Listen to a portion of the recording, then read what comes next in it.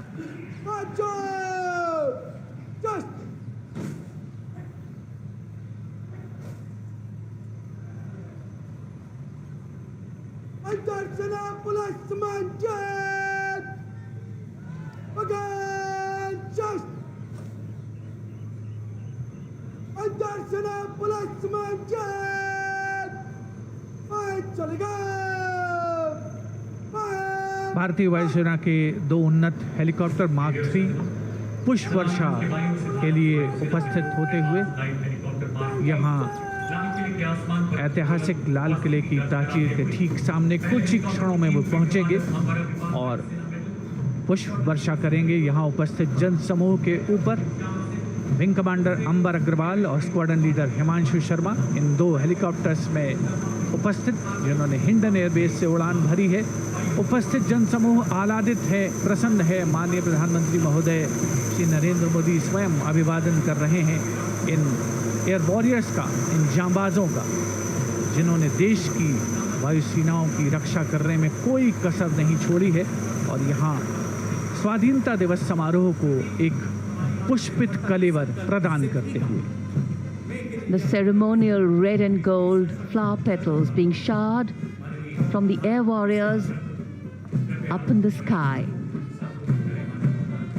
And here, the National Flag Guard marching off, commanded by Major Abhinav Detha. And in a short while from now, the Prime Minister will address the nation.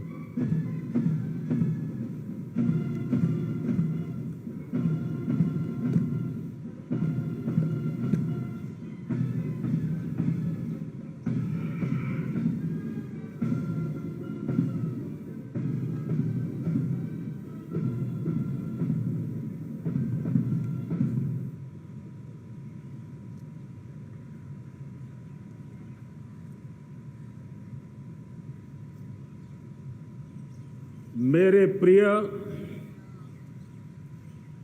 140 crore परिवारजन,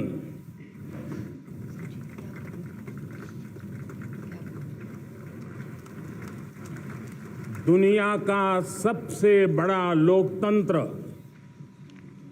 और अब बहुत लोगों का अभिप्राय है कि जनसंख्या की दृष्टि से भी हम विश्व में नंबर 1 पर है।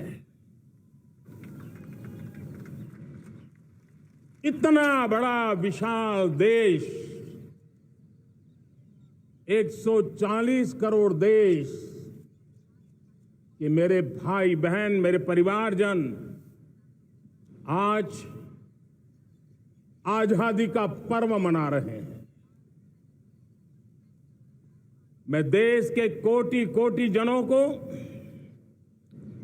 देश और दुनिया में भारत को प्यार करने वाले, भारत का सम्मान करने वाले, भारत का गौरव करने वाले कोटि कोटि जनों को आजादी के इस महान पवित्र पर्व की अनेक अनेक शुभकामनाएं देता हूं। मेरे प्यारे परिवारजन, पूज्य बापू के नेतृत्व में असहयोग का आंदोलन, सत्याग्रह की मूवमेंट और भगत सिंह, सुखदेव, राजगुरु जैसे अनगिनत वीरों का बलिदान, उस पीढ़ी में शायद ही कोई व्यक्ति होगा जिसने देश की आजादी में अपना योगदान न दिया हो। मैं आज देश की आजादी के जंग में जिन जिन ने योगदान दिया है,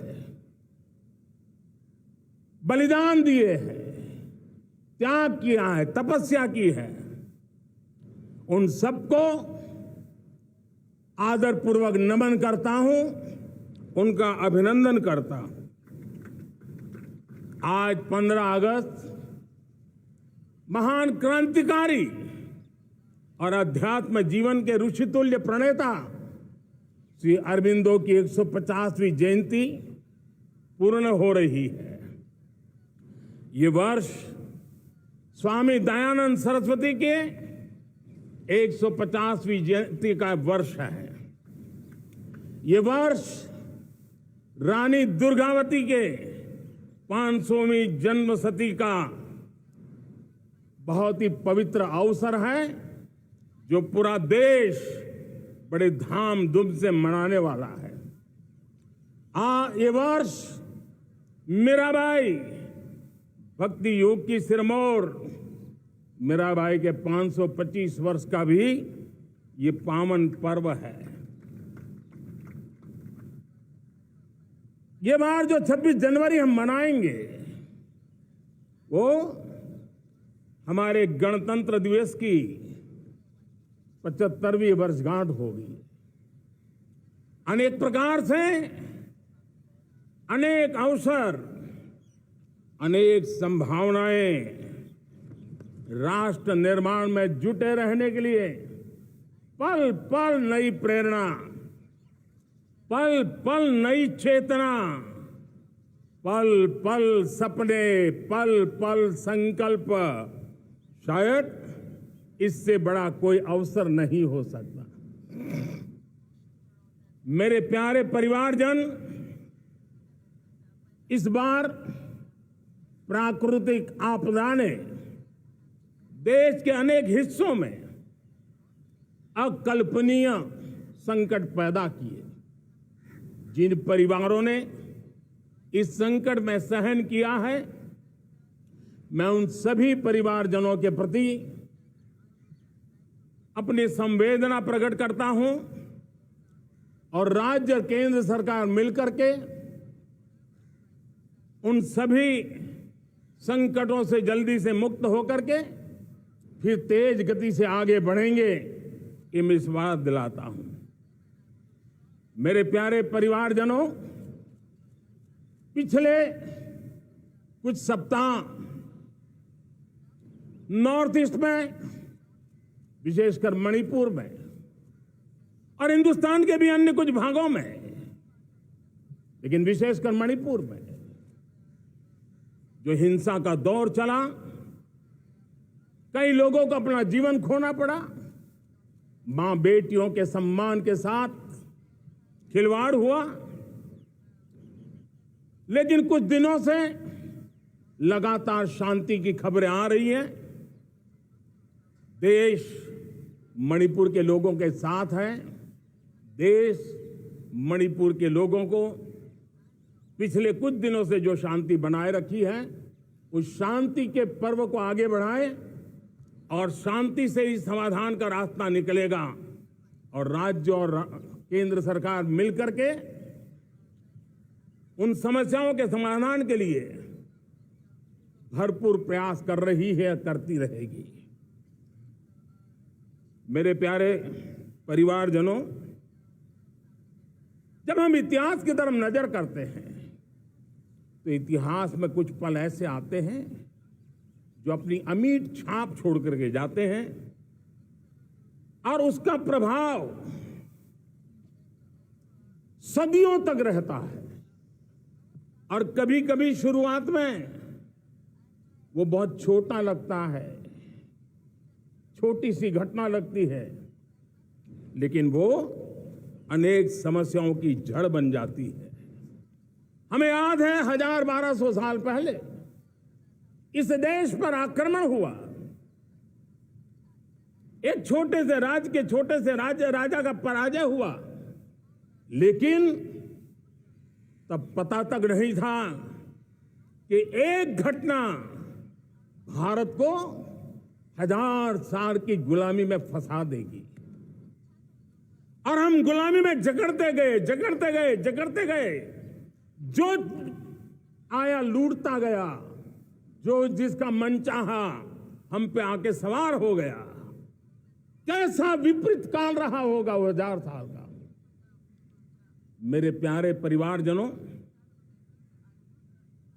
घटना छोटी क्यों ना हो, लेकिन 1000 साल तक प्रभाव छोड़ के रही है। लेकिन मैं आज इस बात का जिक्र इसलिए करना चाहता हूं कि भारत के वीरों ने इस कालखंड में कोई भूभाग ऐसा नहीं था, कोई समय ऐसा नहीं था जब उन्होंने देश की आजादी के लौ को गलता न रखा हो, बलिदान की परंपरा न बनाई।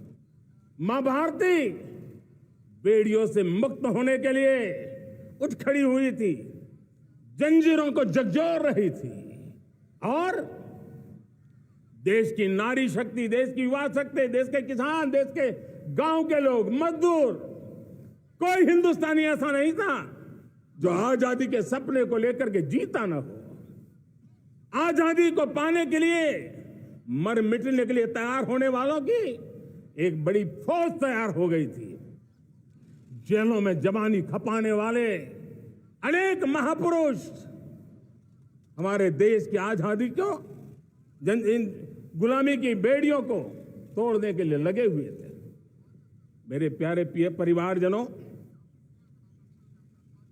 जन चेतना को वो व्यापक रूप, त्याग और तपस्या का वो व्यापक रूप, जन जन के अंदर एक नए विश्वास जगाने वाला वो पल आखिरकार 1947 में देश आजाद हुआ। 1000 साल की गुलामी में संजोए हुए सपने देशवासी पूरे करते हुए देखे। साथियों, मैं 1000 साल पहले की बात इसलिए कह रहा हूं, मैं देख रहा हूं फिर एक बार देश के सामने एक मौका आया है। इस ऐसे कालखंड में हम जी रहे हैं, ऐसे कालखंड में हमने प्रवेश किया है, और यह हमारा सौभाग्य है कि भारत के ऐसे अमृत काल में, यह अमृत काल का पहला वर्ष है।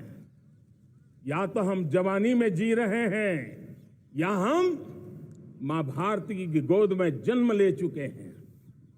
और ये कालखंड, मेरे शब्द लिख करके रखिए मेरे प्यारे परिवारजनों, इस कालखंड में जो हम करेंगे, जो कदम उठाएंगे, जितना त्याग करेंगे, तपस्या करेंगे, सर्वजन हिताय सर्वजन सुखाय, एक के बाद एक फैसले लेंगे, आने वाले 1000 साल का देश का स्वर्णिम इतिहास उससे अंकुरित होने वाला है।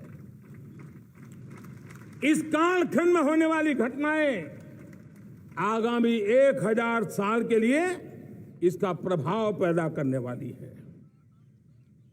गुलामी की मानसिकता से बाहर निकला हुआ देश पंच प्राण को समर्पित होकर के एक नए आत्मविश्वास के साथ आज आगे बढ़ रहा है। नए संकल्पों को सिद्ध करने के लिए वो जी जान से जुड़ रहा है। मेरी भारत माता जो कभी ऊर्जा का सामर्थ्य था लेकिन राख के ढेर में दबी पड़ी थी, वो भारत मां 140 करोड़ देशवासियों के पुरुषार्थ है, उनकी चेतना से, उनकी ऊर्जा से फिर एक बार जागृत हो चुकी है। मां भारती जागृत हो चुकी है और मैं साफ देख रहा हूं दोस्तों, यही कालखंड है। पिछले 9-10 साल हमने अनुभव किया है, विश्व भर में भारत की चेतना के प्रति, भारत के सामर्थ्य प्रति एक नया आकर्षण, नया विश्वास, नई आशा पैदा हुई है। और ये प्रकाश पुंज जो भारत से उठा है, वो विश्व को उसमें अपने लिए ज्योति नजर आ रही है। विश्व को एक नया विश्वास पैदा हो रहा है। हमारा सौभाग्य है, कुछ ऐसी चीजें हमारे पास हैं जो हमारे पूर्वजों ने हमें विरासत में दी है और वर्तमान कालखंड ने गढ़ी है।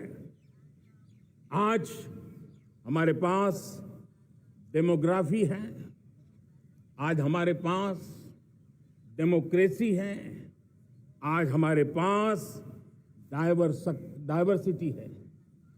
डेमोग्राफी, डेमोक्रेसी और डाइवर्सिटी की ये त्रिवेणी भारत के हर सपने को साकार करने का सामर्थ्य रखती है। आज पूरे विश्व में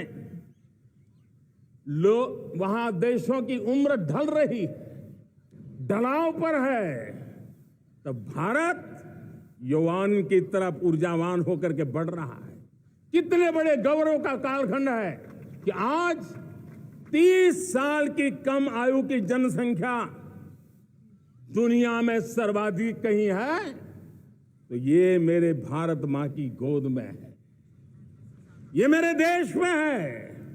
और 30 साल से कम उम्र की नौजवान हो मेरे देश के पास हो, कोटि कोटि भुजाएं हो, कोटि कोटि मस्तिष्क हो, कोटि कोटि सपने, कोटि कोटि संकल्प हो, तो भाइयों बहनों, मेरे प्रिय परिवारजनों, हम इच्छित परिणाम प्राप्त करके रह सकते हैं। मेरे प्यारे परिवारजनों, देश का भाग्य ऐसी घटनाएं बदल देती है, यह सामर्थ्य देश के भाग्य को बदल देता है। भारत 1000 साल की गुलामी और आने वाले 1000 साल के भव्य भारत के बीच में पड़ाव पर हम खड़े हैं, एक ऐसी संधि पर खड़े हैं और इसलिए अब हमें न रुकना है न दुविधा में जीना है। मेरे प्यारे प्रिय परिवारजनों, हमें खोई हुई उस विरासत का गर्व करते हुए, खोई हुई समृद्धि को प्राप्त करते हुए, हमें फिर एक बार, और ये बात मान के चले, हम जो भी करेंगे, हम जो भी कदम उठाएंगे, हम जो भी फैसला लेंगे, वो अगले 1000 साल तक अपनी दिशा निर्धारित करने वाला है, भारत के भाग्य को लिखने वाला है। मैं आज मेरे देश के नौजवानों को, मेरे देश की बेटे बेटियों को ये जरूर कहना चाहूंगा, जो सौभाग्य आज मेरे युवाओं को मिला है, ऐसा सौभाग्य शायद ही किसी के नसीब होता है जो आपके नसीब हुआ है, और इसलिए हमें ये गंवाना नहीं है। युवा शक्ति पर मेरा भरोसा है, युवा शक्ति में सामर्थ्य है, और हमारी नीतियां, हमारी रीतियां भी उस युवा सामर्थ्य को और बल देने के लिए है। आज मेरे युवाओं ने दुनिया में पहले 3 स्टार्टअप इकोसिस्टम में भारत को स्थान दिला दिया है। विश्व के युवाओं को अचंभा हो रहा है भारत के इस सामर्थ्य को लेकर के, भारत की इस ताकत को देख करके। आज दुनिया टेक्नोलॉजी ड्रिवन है और आने वाला युग टेक्नोलॉजी से प्रभावित रहने वाला है, और तब टेक्नोलॉजी में भारत की जो टैलेंट है उसकी एक नई भूमिका रहने वाली है। साथियों, मैं पिछले दिनों G20 समिट में बाली गया था और बाली में दुनिया के समृद्ध देश, दुनिया के विकसित देश भी, उनके मुखिया मुझे भारत की डिजिटल इंडिया की सफलता के लिए बारीकियों से जानने के लिए इच्छुक थे। हर कोई इसका सवाल पूछता था और जब मैं उनको कहता था कि भारत ने जो कमाल किया है ना, वो दिल्ली, मुंबई, चेन्नई तक सीमित नहीं है। भारत ने जो कमाल कर रहा है, मेरे टियर 2, टियर 3 सिटी के युवा भी आज मेरे देश का भाग्य गढ़ रहे हैं।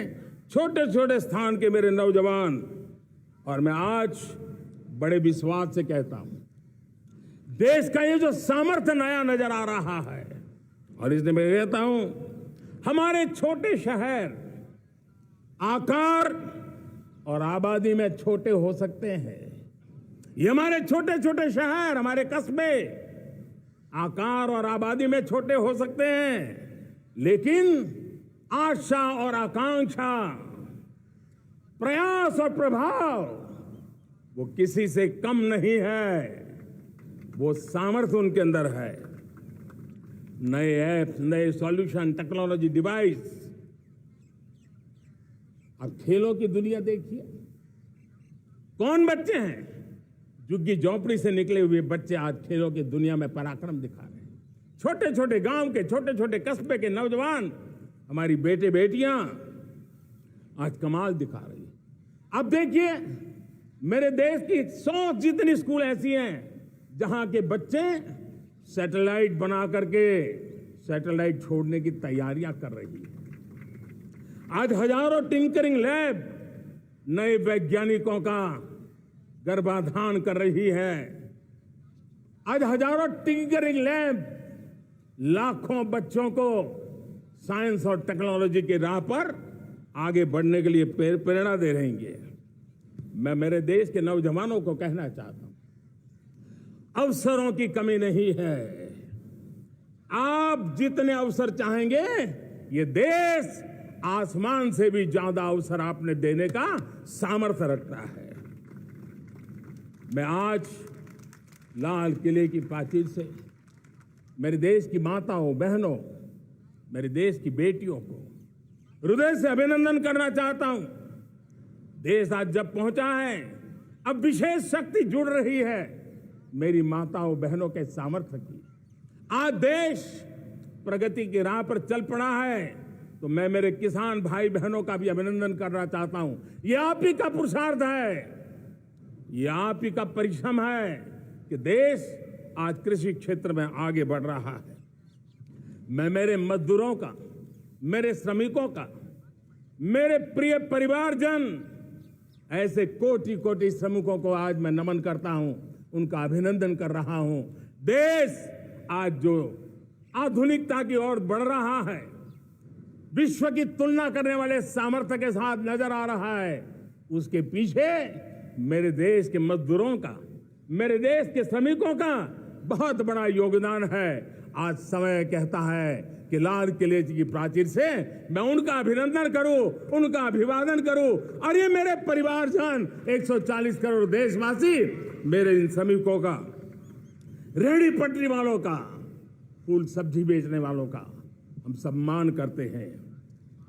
मेरे देश को आगे बढ़ाने में, मेरे देश को प्रगति की नई ऊंचाई पर ले जाने में प्रोफेशनल्स की बहुत बड़ी भूमिका है, बढ़ती रही है।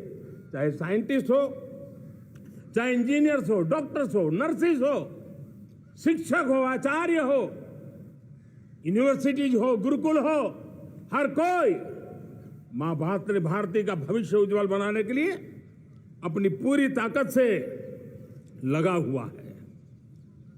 मेरे प्यारे परिवारजनों, राष्ट्रीय चेतना वो एक ऐसा शब्द है जो हमें चिंताओं से मुक्त कर रहा है। और आज वो राष्ट्रीय चेतना ये सिद्ध कर रही है कि भारत का सबसे बड़ा सामर्थ्य बना है भरोसा। भारत का सबसे बड़ा सामर्थ्य बना है विश्वास। जन जन में हमारा विश्वास, जन जन का सरकार पर विश्वास, जन जन का देश के उज्जवल भविष्य पर विश्वास, और विश्व का भी भारत के प्रति विश्वास। ये विश्वास हमारी नीतियों का है, हमारी रीति का है। भारत के उज्जवल भविष्य को जिस निर्धारित मजबूत कदमों से हम आगे बढ़ा रहे हैं उसका है।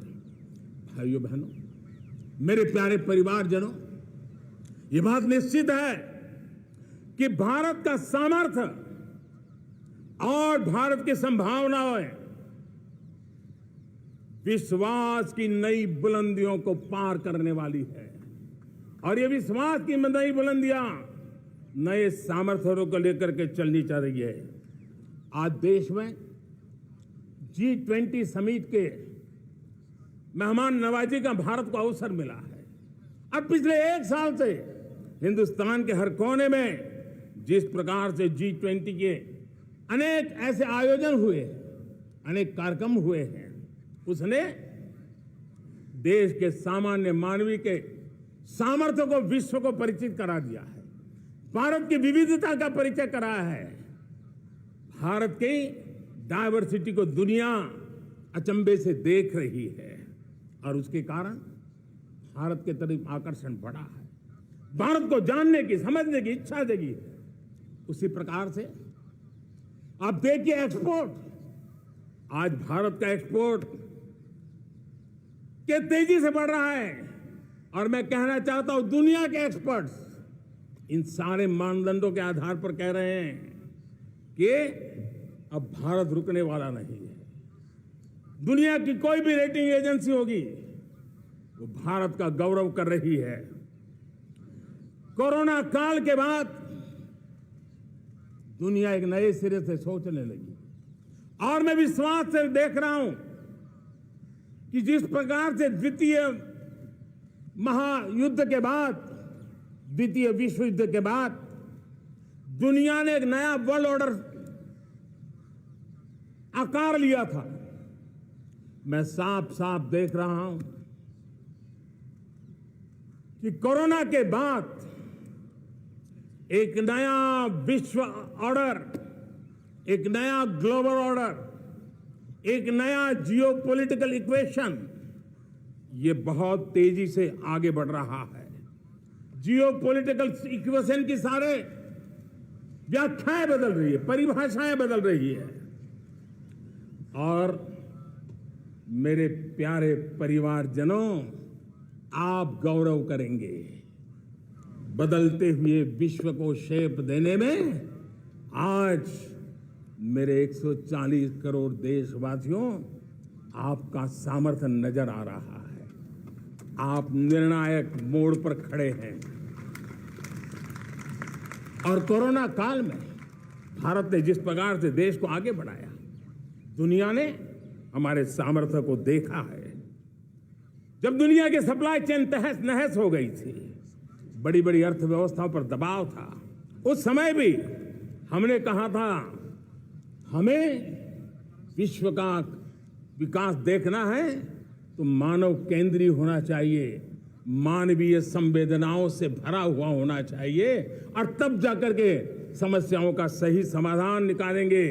और कोविड ने हमें सिखाया है या हमें मजबूर किया है, लेकिन मानवीय संवेदनाओं को छोड़ करके हम विश्व का कल्याण नहीं कर सकते। आज भारत ग्लोबल साउथ की आवाज बन रहा है। भारत की समृद्ध विरासत आज दुनिया के लिए एक अवसर बन रहा है। Global economy, global supply chain, इसमें भारत की हिस्सेदारी, मैं पक्का विश्वास से कहता हूं, आज जो भारत ने परिस्थिति पैदा हुई है, आज जो भारत ने कमाया है वो दुनिया में स्थिरता की गारंटी लेकर के आया है दोस्तों। अब न हमारे मन में, न 140 करोड़ मेरे परिवारजनों के मन में और न ही दुनिया के मन में कोई इफ्स है, कोई बट्स है। विश्वास बन चुका है। मेरे प्यारे देशवासियों, अब गेंद हमारे पाले में है। हमें अवसर जाने नहीं देना चाहिए, हमें मौका छोड़ना नहीं चाहिए। भारत में मैं मेरे देशवासियों का इसलिए भी अभिनंदन करता हूं कि मेरे देशवासियों में एक नीर क्षीर विवेक का सामर्थ्य है, समस्याओं की जड़ों को समझने का सामर्थ्य है। और इसलिए 2014 में मेरे देशवासियों ने 30 साल के अनुभव के बाद तय किया कि देश को आगे ले जाना है तो स्थिर सरकार चाहिए, मजबूत सरकार चाहिए, पूर्ण बहुमत वाली सरकार चाहिए। और देशवासियों ने एक मजबूत और स्थिर सरकार बनाई। और 3 दशकों के जो अनिश्चितता का कालखंड था, जो अस्थिरता का कालखंड था, जो राजनीतिक मजबूरियों से देश जकड़ा हुआ था, उससे मुक्ति बनी। मेरे प्यारे परिवारजनों, देश के पास आज एक ऐसी सरकार है, वो सर्वजन हिताय सर्वजन सुखाय, देश के संतुलित विकास के लिए समय का पल पल और जनता की पाई पाई, जनता की भलाई के लिए लगा रही है। और मेरी सरकार, मेरे देशवासियों का मन एक बात से जुड़ा हुआ है। हमारे हर निर्णय, हमारे हर दिशा, उसका एक ही मानदंड है, नेशन फर्स्ट, राष्ट्र प्रथम। और राष्ट्र प्रथम यही दूरगामी परिणाम, सकारात्मक परिणाम पैदा करने वाला है। देश में बड़े स्तर पर काम हो रहा है।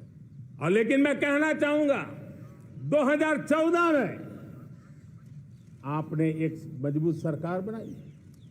और मैं कहता हूं, 2014 में और 2019 में आपने एक सरकार फॉर्म की तो मोदी में रिफॉर्म करने की हिम्मत आई। आपने ऐसी सरकार फॉर्म की कि मोदी को रिफॉर्म की हिम्मत आई। और जब मोदी ने एक के बाद एक रिफॉर्म किए तो मेरे ब्यूरोक्रेसी के लोग, मेरे लाखों हाथ पैर जो हिंदुस्तान के कोने कोने में सरकार के हिस्से के रूप में काम कर रहे हैं, उन्होंने ब्यूरोक्रेसी ने ट्रांसफॉर्म करने के लिए, परफॉर्म करने की जिम्मेवारी बखूबी निभाई। और उन्होंने परफॉर्म करके दिखाया और जनता जनार्दन जुड़ गई तो वो ट्रांसफॉर्म होता भी नजर आ रहा है। और इसलिए रिफॉर्म, परफॉर्म, ट्रांसफॉर्म, ये कालखंड अब भारत के भविष्य को गढ़ रहा है। और हमारी सोच देश की उस ताकतों को बढ़ावा देने पर है जो आने वाले 1000 साल की नींव को मजबूत करने वाले। दुनिया को युवा शक्ति की जरूरत है, युवा स्किल की जरूरत है। हमने अलग स्किल मिनिस्ट्री बनाई, वो भारत की आवश्यकताओं को तो पूरी करेगी, वो दुनिया की आवश्यकताओं को पूरी करने का भी सामर्थ्य रखेगी। हमने जल शक्ति मंत्रालय बनाया। मंत्रालय की बनाने की रचना को भी अगर कोई एनालिसिस करेगा ना, तो इस सरकार के मन मस्तिष्क को बड़े अच्छे ढंग से आप समझ पाएंगे। हमने जल शक्ति मंत्रालय बनाया। ये जल शक्ति मंत्रालय हमारे देश के एक एक देशवासियों को पीने का शुद्ध पानी पहुंचे, पर्यावरण की रक्षा के लिए पानी के प्रति संवेदनशील व्यवस्थाएं विकसित हो, उस पर हम बल रहे हैं। हमारे देश में कोरोना के बाद दुनिया देख रही है, होलिस्टिक हेल्थ केयर ये समय की मांग है। हमने अलग आयुष मंत्रालय बनाया और योग और आयुष आज दुनिया में अपना परचम लहरा रहे हैं। हमने दुनिया को हमारे कमिटमेंट के कारण विश्व का हमारे प्रति ध्यान गया है। अगर हम ही हमारे इस सामर्थ्य को नकार देंगे तो फिर दुनिया कैसे स्वीकार करेगी। लेकिन जब मंत्रालय बना तो दुनिया को भी उसका मूल्य समझ में आया। मत्स्य पालन, हमारा इतना बड़ा समुद्री तट, हमारे कोटि कोटि मछुआरे भाई बहन, उनका कल्याण भी हमारे दिलों में है। और इसलिए हमने अलग से मत्स्य पालन को लेकर के, पशुपालन को लेकर के, डेयरी को लेकर के अलग मंत्रालय की रचना की, ताकि समाज के जिस वर्ग के लोग पीछे रह गए उनको हम साथ लें। देश में सरकारी अर्थव्यवस्था के हिस्से होते हैं, लेकिन समाज की अर्थव्यवस्था का एक बड़ा हिस्सा है कोऑपरेटिव मूवमेंट। उसको बल देने के लिए, उसको आधुनिकता लाने के लिए और देश के कोने कोने में लोकतंत्र की एक सबसे बड़ी इकाई को मजबूत करने के लिए हमने अलग कोऑपरेटिव मंत्रालय बनाया। और वो हमारी सहकारी संस्थाएं उसका जाल बिछा रहा है, ताकि गरीब से गरीब की वहां सुनवाई हो, उसकी आवश्यकताओं की पूर्ति हो, और वो भी राष्ट्र के विकास की योगदान में एक छोटी इकाई का हिस्सा बनकर के उसमें वो योगदान दे रखें। हमने सहकार से समृद्धि का रास्ता अपनाया है। मेरे प्यारे परिवारजनों, जब हम लोग 14 में आए थे तो हम वैश्विक अर्थव्यवस्था में 10वें नंबर पर थे, और आज 140 करोड़ देशवासियों का पुरुषार्थ रंग लाया है कि हम विश्व की अर्थव्यवस्था में 5वें नंबर पर पहुंच चुके हैं। और ये ऐसे ही नहीं हुआ है। जो एक भ्रष्टाचार का राक्षस देश को दबोचे हुए थे, लाखों करोड़ के घोटाले अर्थव्यवस्था को डावाडोल कर रहे थे, गवर्नेंस फ्रेजाइल फाइल में देश की पहचान होने लगी थी, लीकेजेस को हमने बंद किया, मजबूत अर्थव्यवस्था बनाई, हमने गरीब कल्याण के लिए ज्यादा से ज्यादा धन खर्चने का प्रयास किया। और आज मैं देशवासियों को बताना चाहता हूं कि जब देश आर्थिक रूप से समृद्ध होता है तो सिर्फ तिजोरी नहीं भरती है, देश का सामर्थ्य बढ़ता है, देशवासियों का सामर्थ्य बढ़ता है। और तिजोरी का पाई पाई अगर ईमानदारी से जनता जनार्दन के लिए खर्च करने का संकल्प लेने वाली सरकार हो तो परिणाम कैसा आता है। मैं 10 साल का हिसाब तिरंगे की साक्षी में लाल किले की प्राचीर से मेरे देशवासियों को दे रहा हूं। आंकड़े देख करके आपको लगेगा इतना बड़ा बदलाव, इतना बड़ा सामर्थ्य। 10 साल पहले राज्यों को 30 लाख करोड़ रुपए भारत सरकार की तरफ से जाते थे।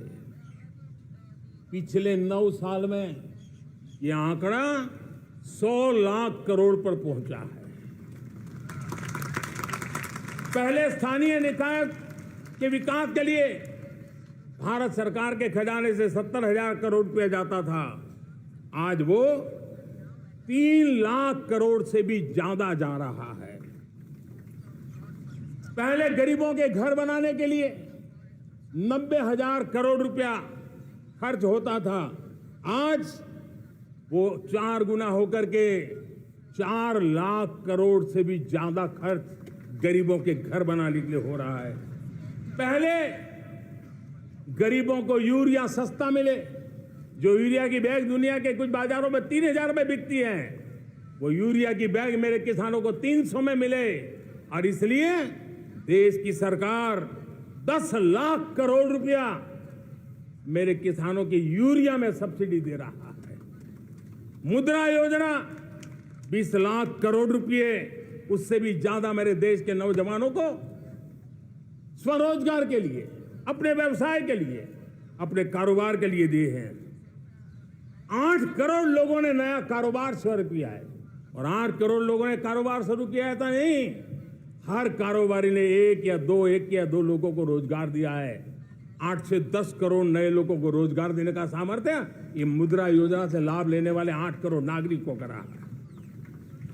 एमएसएमई को करीब 3.5 लाख करोड़ रुपए की मदद से कोरोना के संकट में भी उनको डूबने नहीं दिया, मरने नहीं दिया, उनको एक ताकत दी है। 1 रैंक 1 पेंशन मेरे देश के सेना के जवानों का एक सम्मान का विषय था। 70,000 करोड़ रुपया भारत की तिजोरी से आज पहुंचा है, मेरे निवृत्त सेना के नायकों के जेब में, उनके परिवार में पहुंचा है। सभी कैटेगरी में, मैंने तो कुछ ही गिनाए, मैं ज्यादा समय लेना नहीं चाहता। हर कैटेगरी में पहले की तुलना में अनेक गुना धन देश के विकास के लिए, कोने कोने में रोजगार पैदा करने के लिए, पाई पाई का उपयोग भारत का भाग्य बदलने के लिए हो, और इसलिए हमने काम किया है। और मेरे प्यारे प्रियजनों, इतना ही नहीं, हमने इन सारे प्रयासों का परिणाम है कि आज 5 साल के मेरे एक कार्यकाल में, 5 साल के कार्यकाल में, 5 साल में 13.5 करोड़ मेरे गरीब भाई बहन गरीबी की जंजीरों को तोड़ करके नियो मिडिल क्लास के रूप में बाहर आए हैं। जीवन का इससे बड़ा कोई संतोष नहीं होता।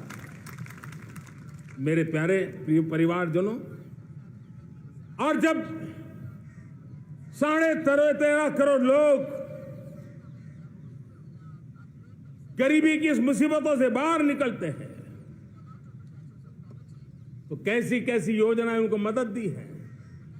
उनको आवास योजना का लाभ मिलना, पीएम स्वनिधि से 50,000 करोड़ रुपया रेहड़ी पटरी वालों तक पहुंचाया है। आने वाले दिनों में, आने वाली विश्वकर्मा जयंती पर एक कार्यक्रम हम लागू करेंगे। इस विश्वकर्मा जयंती पर हम करीब 13-15 हजार करोड़ रुपया से, जो परंपरागत कौशल्य से रहने वाले लोग, जो औजार से और अपने हाथ से काम करने वाला वर्ग है, ज्यादातर ओबीसी समुदाय से, हमारे सुथार हो, हमारे सोनार हो, हमारे राजमिस्त्री हो, हमारे कपड़े धोने वाले काम करने वाले लोग हो, हमारे बाल काटने वाले भाई बहन परिवार हो, ऐसे लोगों को एक नई ताकत देने के लिए हम आने वाले महीने में विश्वकर्मा जयंती पर विश्वकर्मा योजना लॉन्च करेंगे और करीब 13-15 हजार करोड़ से उसका प्रारंभ करेंगे। हमने पीएम किसान सम्मान निधि में 2.5 लाख करोड़ रुपया सीधा मेरे देश के किसानों के खाते में जमा किया है। हमने जल जीवन मिशन, हर घर में शुद्ध पानी पहुंचे, 2 लाख करोड़ रुपया खर्च किया है। हमने आयुष्मान भारत योजना, ताकि गरीब को बीमारी के कारण अस्पताल जाने से जो मुसीबत होती है, उसको मुक्ति दिलाना, उसको दवाई मिले, उसका उपचार हो, ऑपरेशन हो, अच्छे से अच्छी हॉस्पिटल में हो। आयुष्मान भारत योजना के तहत 70,000 करोड़ रुपए हमने लगाए हैं। पशुधन, देश ने कोरोना वैक्सीन की बात तो देश को याद है, 40,000 करोड़ रुपए लगाए, वो तो याद है। लेकिन आपको जानकर के खुशी होगी, हमने पशुधन को बचाने के लिए करीब 15,000 करोड़ रुपया पशुधन के टीकाकरण के लिए लगाया है। मेरे प्यारे देशवासियों, मेरे प्यारे परिवारजनों, जन औषधि केंद्रों ने देश के सीनियर सिटीजन्स को, देश के मध्यम वर्गीय परिवार को एक नई ताकत दी है। जिस संयुक्त परिवार में अगर किसी को एक डायबिटीज जैसा हो जाए, 2-3 हजार रुपया दवाई का बिल स्वाभाविक हो जाता है। हमने जन औषधि केंद्र से जो दवाई बाजार में 100 रुपए में मिलती है, वो 10 रुपया, 15 रुपया, 20 रुपए में दी। और आज देश में 1000 जन औषधि केंद्रों से मेरे इन बीमारी में जिनको दवाई की जरूरत थी, ऐसे लोगों के करीब 20,000 करोड़ रुपया उनके जेब में बचा है। और ये ज्यादातर मध्यम वर्ग के परिवार के लोग हैं। लेकिन आज उसकी सफलता को देखते हुए मैं देशवासियों को कहना चाहता हूं, जैसे हम एक विश्वकर्मा योजना लेकर के समाज के उस वर्ग को छूने वाले हैं, अब देश में 10,000 जन औषधि केंद्र से हम 25,000 जन औषधि केंद्र का लक्ष्य लेकर के आने वाले दिनों में काम करने वाले हैं। मेरे प्यारे परिवारजनों, जब देश में गरीबी कम होती है तो देश की मध्यम वर्ग की ताकत बहुत बढ़ती है। और अगर दुनिया में, और मैं आपको विश्वास दिलाता हूं, आने वाले 5 साल में मोदी का गारंटी है, देश पहले 3 वैश्विक इकोनॉमी में अपना जगह ले लेगा। ये पक्का जगह ले लेगा। आज जो 13.5 करोड़ गरीबी से बाहर आए हुए लोग हैं, वो एक प्रकार से मध्यम वर्ग की ताकत बन जाते हैं। जब गरीब की खरीद शक्ति बढ़ती है तो मध्यम वर्ग की व्यापार शक्ति बढ़ती है। जब गांव की खरीद शक्ति बढ़ती है तब कस्बे और शहर की आर्थिक व्यवस्था और तेज गति से दौड़ती है। और यही इंटरकनेक्टेड हमारा अर्थ चक्र होता है। हम उसको बल लेकर के आगे चलना चाहते हैं। मेरे प्यारे परिवारजनों, शहर के अंदर जो कमजोर लोग रहते हैं, बिना घर को मुसीबत रहती है, मध्यम वर्ग के परिवार अपना खुद का घर का सपना देख रहे हैं, हम उसके लिए भी आने वाले कुछ सालों के लिए एक योजना लेकर के आ रहे हैं। और जिसमें ऐसे मेरे परिवारजन जो शहरों में अपना घर, शहरों में रहते हैं लेकिन किराए के मकान पे रहते हैं, झुग्गी झोपड़ी में रहते हैं, चाल में रहते हैं, अनऑथराइज्ड कॉलोनीज में रहते हैं, ऐसे मेरे परिवारजन अगर अपना मकान बनाना चाहते हैं तो बैंक से जो लोन मिलेगा उसके ब्याज के अंदर राहत दे करके लाखों रुपयों की मदद करने का हमने निर्णय किया है। मेरे मध्यम वर्ग के परिवार को जब 2 लाख से 7 लाख इनकम टैक्स की सीमा बढ़ जाती है तो सबसे बड़ा लाभ सैलरी क्लास को होता है, मेरे मध्यम वर्ग को होता है। इंटरनेट का डेटा बहुत महंगा था 2014 के पहले, आज दुनिया का सबसे सस्ता इंटरनेट का डेटा का खर्चा हो रहा है। हर परिवार के पैसे बच रहे हैं। मेरे प्यारे परिवारजनों, विश्व कोरोना के बाद अभी तक उभर नहीं पाया है। युद्ध ने फिर एक नई मुसीबत पैदा की। आज दुनिया महंगाई के संकट से जूझ रही है। पूरी दुनिया की अर्थव्यवस्था को महंगाई ने दबोच के रखा है। हम भी दुनिया से जिन सामान की जरूरत होती है लाते हैं, तो हमें सामान तो इंपोर्ट करते हैं, हमारा दुर्भाग्य है कि हमें महंगाई भी इंपोर्ट करनी पड़ती है, क्योंकि पूरी दुनिया को महंगाई ने जकड़ के रखा है। लेकिन मेरे प्यारे परिवारजनों, भारत ने महंगाई को नियंत्रित रखने के लिए भरसक प्रयास किए हैं। पिछले कालखंड की तुलना में हमें कुछ सफलता भी मिली है, लेकिन इतने से संतोष नहीं मान सकते। दुनिया से हमारी चीजें अच्छी हैं, इतने बात से हम सोच नहीं सकते। मुझे तो मेरे देशवासियों को महंगाई की बोझ कम से कम हो, इस दिशा में और भी कदम उठाने हैं और हम उस कदम को उठा के रहेंगे। मेरा प्रयास निरंतर जारी रहेगा। मेरे प्यारे परिवारजनों, आज देश अनेक क्षमताओं को लेकर के आगे बढ़ रहा है। देश आधुनिकता की तरफ आगे बढ़ने के लिए काम कर रहा है। आज देश रिन्यूएबल एनर्जी पे काम कर रहा है। आज देश ग्रीन हाइड्रोजन पे काम कर रहा है। देश की स्पेस पे क्षमता बढ़ रही है, तो देश की डीप सी मिशन में भी सफलता के साथ आगे चल रहा है। देश में रेल आधुनिक हो रही है, तो वंदे भारत बुलेट ट्रेन भी आज देश के अंदर काम कर रही है। गांव गांव पक्की सड़कें बन रही है, तो इलेक्ट्रिक बसें, मेट्रो की रचना भी आज देश में हो रहे हैं। आज गांव गांव तक इंटरनेट पहुंच रहा है, तो क्वांटम कंप्यूटर के लिए भी देश तय कर रहता है। नैनो यूरिया, नैनो डीएपी, उस पर काम हो रहा है, तो दूसरी तरफ जैविक खेती पर भी हम बल दे रहे हैं। आज किसान उत्पादक संघ एफपीओ का निर्माण हो रहा है, तो हम सेमीकंडक्टर का भी निर्माण करने के लिए चाह रहे हैं। हम दिव्यांग जनों के लिए एक सुगम भारत के निर्माण के लिए काम करते हैं, तो हम पैरालंपिक में भी हिंदुस्तान का तिरंगा झंडा गाड़ने के लिए मेरे दिव्यांग जनों को सामर्थ्यवान बना रहे हैं। हम खिलाड़ियों को स्पेशल ट्रेनिंग दे रहे हैं।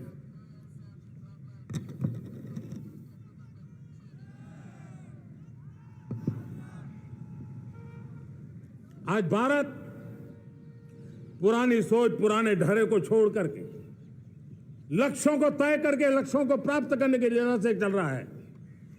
और जब मैं कहता हूं ना कि जिसका शिलान्यास हमारी सरकार करती है, उसका उद्घाटन भी हमारे कालखंड में करते हैं। इन दिनों जो भी है शिलान्यास कर रहा हूं ना, आप लिख के रखिए, उसके उद्घाटन भी आप सबने मेरे नसीब में ही छोड़े हुए हैं। हमारी कार्य संस्कृति बड़ा सोचना, दूर का सोचना, सर्वजन हिताय सर्वजन सुखाय सोचना, यह हमारी कार्यशैली रही है। और सोच से भी ज्यादा, संकल्प से भी ज्यादा हासिल कैसे करना, इस ऊर्जा के साथ हम काम करते हैं। हमने आजादी के काल अमृत महोत्सव में 75,000 अमृत सरोवर बनाने का संकल्प किया था। उस समय हमने हर जिले में 75 अमृत सरोवर बनाना संकल्प किया था।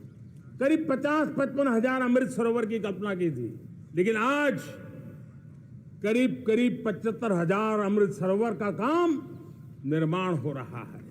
ये अपने आप में बहुत बड़ा काम हो रहा है। जनशक्ति और जल शक्ति की ताकत भारत के पर्यावरण की रक्षा में भी काम आने वाली है। 18,000 गांवों तक बिजली पहुंचाना, जनधन बैंक खाते खोलना, बेटियों के लिए शौचालय बनाना, सारे टारगेट समय के पहले पूरी शक्ति से पूरे करेगा। और जब भारत ठान लेता है तो उसे पूरा करके रहता है। ये हमारा ट्रैक रिकॉर्ड कहता है। 200 करोड़ वैक्सीनेशन का काम, दुनिया हमें जब पूछती है 200 करोड़ सुनती है, उनकी आंखें फट जाती है। इतना बड़ा काम ये मेरे देश के आंगनवाड़ी वर्कर, हमारी आशा वर्कर, हमारी हेल्थ वर्कर, उन्होंने करके दिखाया। ये मेरे देश का सामर्थ्य है।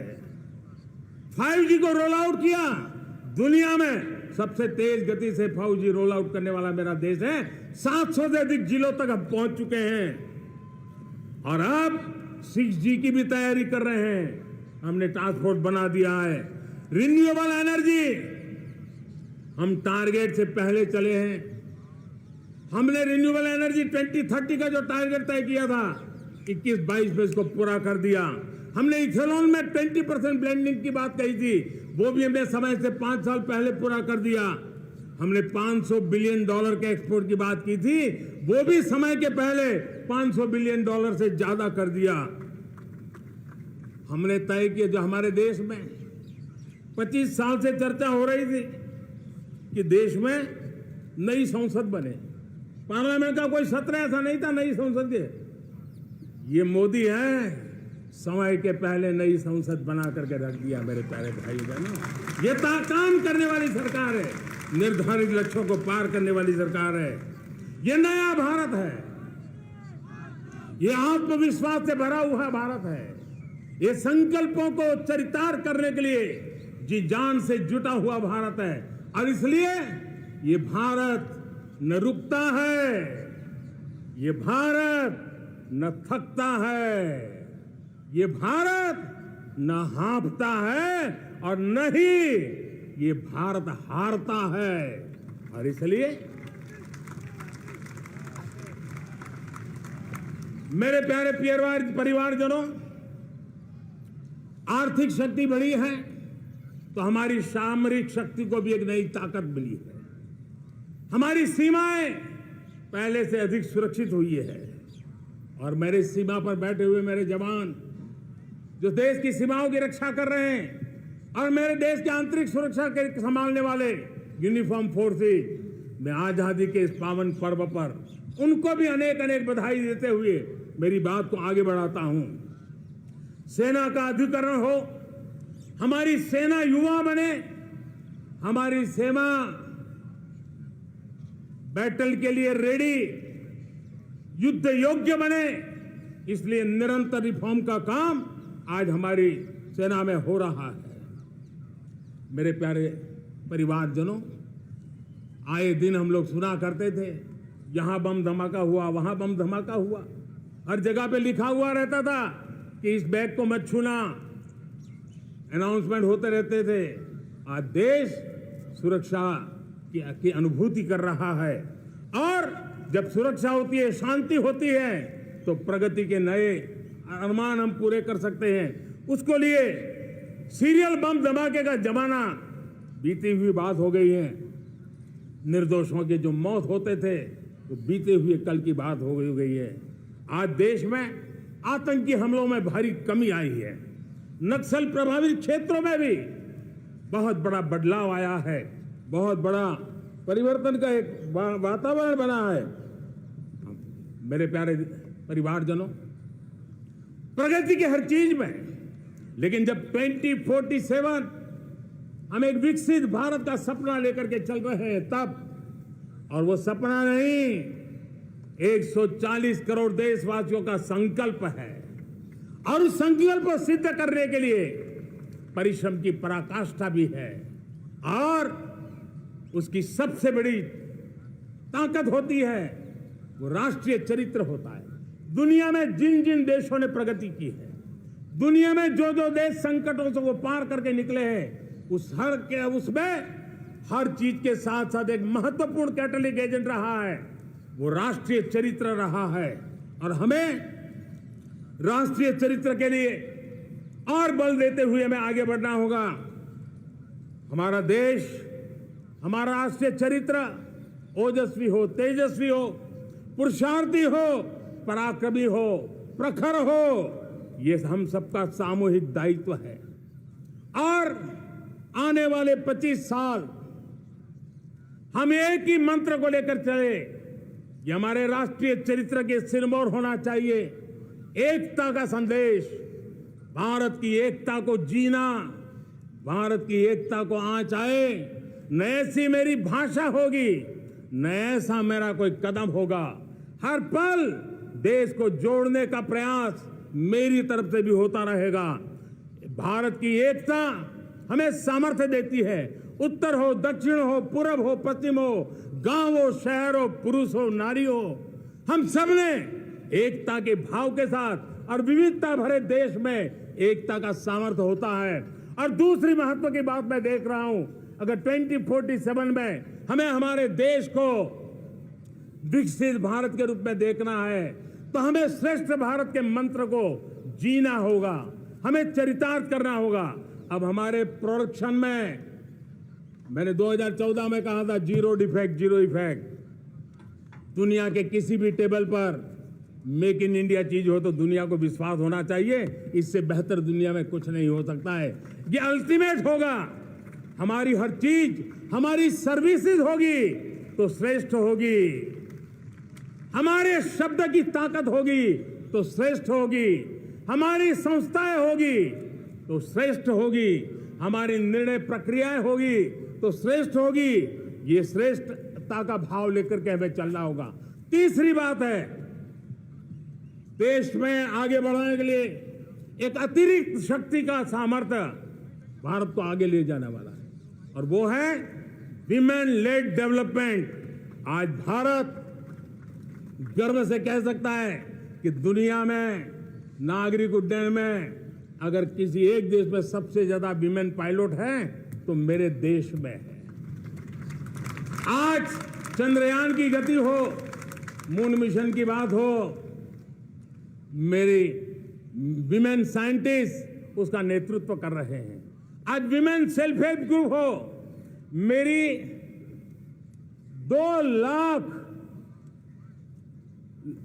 2 करोड़ लखपति दीदी का लक्ष्य लेकर के आज विमेन सेल्फ हेल्प ग्रुप पे हम काम कर रहे हैं।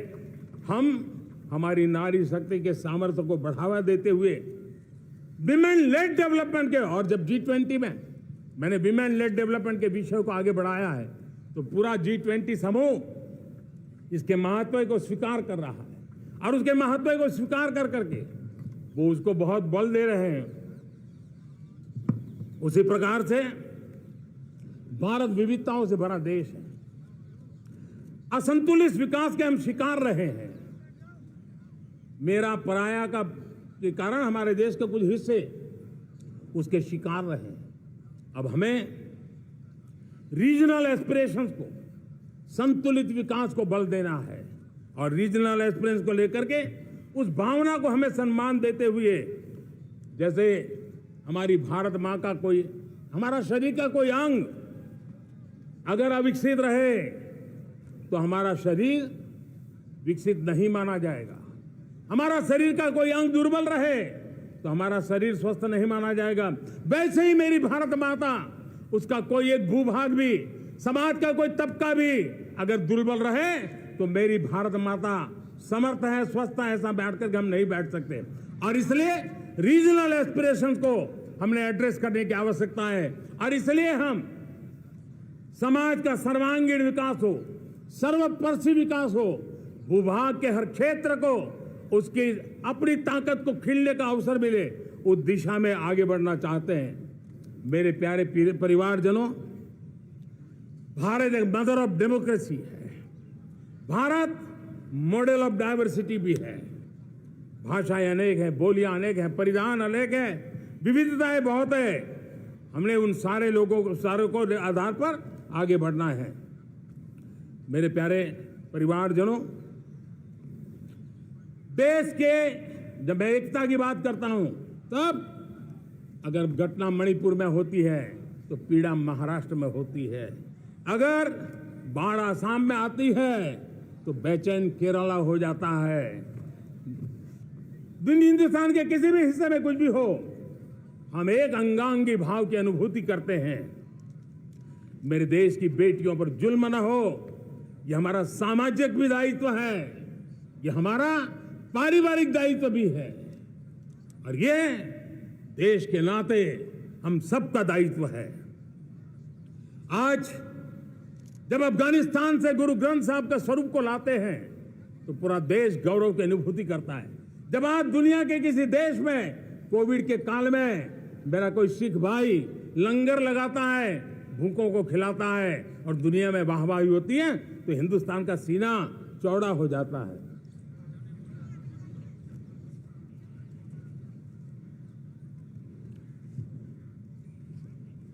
मेरे प्यारे परिवारजनों, हमारे लिए जब नारी सम्मान की बात करते हैं, मुझे अभी एक देश में दौरा कर रहा था तो वहां एक बहुत ही सीनियर मिनिस्टर, उसने मुझे एक सवाल पूछा। उसने कहा, आपके यहां बेटियां साइंस और इंजीनियरिंग के विषयों की पढ़ाई करती हैं क्या?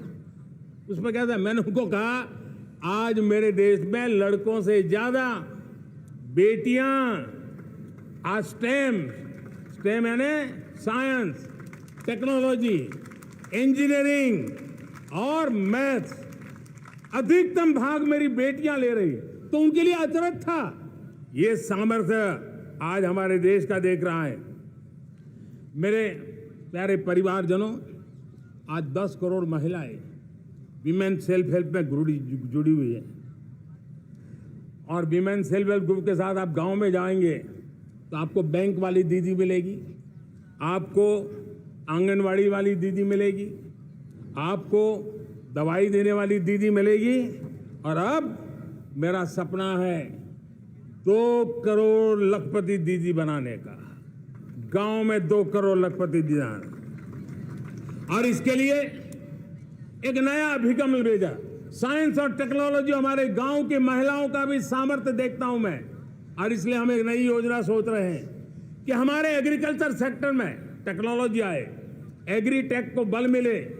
इसलिए विमेन सेल्फ हेल्प ग्रुप की बहनों को हम ट्रेनिंग देंगे, ड्रोन चलाने की, ड्रोन रिपेयरिंग की हम ट्रेनिंग देंगे और हजारों ऐसे विमेन सेल्फ हेल्प ग्रुप को भारत सरकार ड्रोन देगी, ट्रेनिंग देगी और हमारे एग्रीकल्चर के काम में ड्रोन की सेवाएं उपलब्ध हो। इसके लिए हम शुरुआत करेंगे। प्रारंभ हम 15,000 विमेन सेल्फ हेल्प ग्रुप के द्वारा ये ड्रोन की उड़ान का हम आरंभ कर रहे हैं। मुझे विश्वास है कि इसके कारण हमारे परिवारजनों का, मेरे प्यारे परिवारजनों, आज देश आधुनिकता की तरफ बढ़ रहा है। हाईवे हो, रेलवे हो, एयरवे हो, आईवेज हो, इंफॉर्मेशन वेज, वाटरवेज हो, कोई क्षेत्र ऐसा नहीं है जिस क्षेत्र को आगे बढ़ाने की दिशा में आज देश काम न करता हो। पिछले 9 वर्ष में तटीय क्षेत्रों में हमने, आदिवासी क्षेत्र में, हमारे पहाड़ी क्षेत्र में विकास को बहुत बढ़ दिया है। हमने पर्वतमाला, भारतमाला ऐसी योजनाओं के द्वारा समाज के उस वर्ग को हमने बल दिया है। हमने गैस की पाइपलाइन से हमारे पूर्वी भारत को जोड़ने का काम किया है। हमने अस्पतालों की संख्या बढ़ाई है। हमने डॉक्टर की सीटें बढ़ाई है ताकि हमारे बच्चे डॉक्टर बनने का सपना पूरा कर सके। हमने मातृभाषा में पढ़ाने पर बल दिया है। अब मातृभाषा में वो पढ़ाई कर सके उस दिशा में। और मैं भारत के सुप्रीम कोर्ट का भी धन्यवाद करता हूं कि भारत की सुप्रीम कोर्ट ने कहा है कि आप जो जजमेंट देंगे उसका जो ऑपरेटिव पार्ट होगा वो जो अदालत में आया है उसकी भाषा में उसको उपलब्ध होगा। मातृभाषा का महात्मा आज बढ़ रहा है। मेरे प्यारे भाई परिवारजनों, आज तक हमारे देश के जो बॉर्डर विलेज हैं, हमने वाइब्रेंट बॉर्डर विलेज का एक कार्यक्रम शुरू किया है।